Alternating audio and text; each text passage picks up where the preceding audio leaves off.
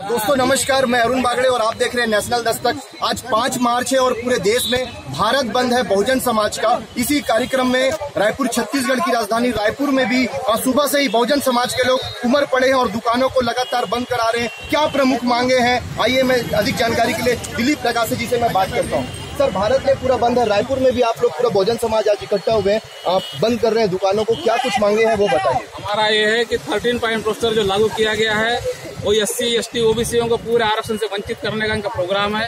आज अगर यूनिवर्सिटी में लागू किया गया है, कल से सारे डिपार्टमेंट में लागू अगर हो जाएगा तो SC, ST, OBC को कभी भी आरक्षण का लाभ नहीं मिल पाएगा। अभी सुप्रीम कोर्ट का भी आदेश है कि SC और ST, OBC जनरल कोटे से भी आप फॉर्म नहीं भर सकते, उसमें लड़ नहीं सकते, उसमें वैकेंसी आने पर भी आप उसके लिए फाइट नहीं कर सकते।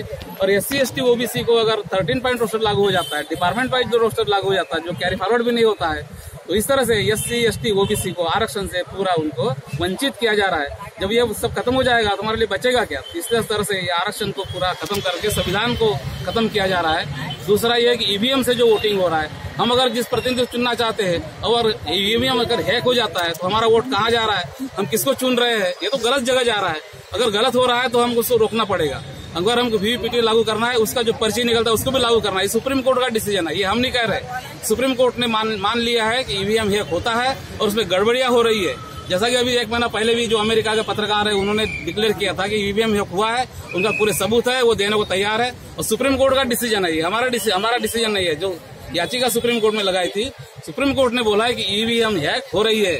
तीसरा पॉइंट है कि जो हमारे आदिवासी 11 लाख आदिवासियों को आज बेदखल किया गया है, अगर ये ढंग से लागू करेंगे तो 1 करोड़ से ऊपर हमारे आदिवासी जंगल जमीन से बेदखल हो जाएंगे।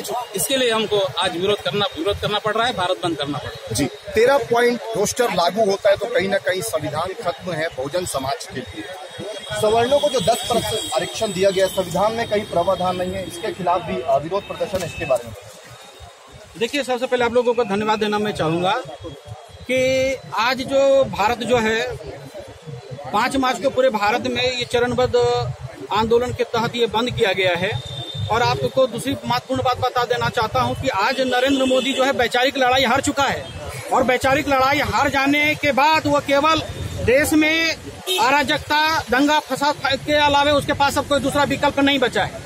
अभी जो स्वर्णों को 10% जो रिजर्वेशन दिया गया है, ये जो 10% रिजर्वेशन दिया गया है ये संविधान के विरोध में।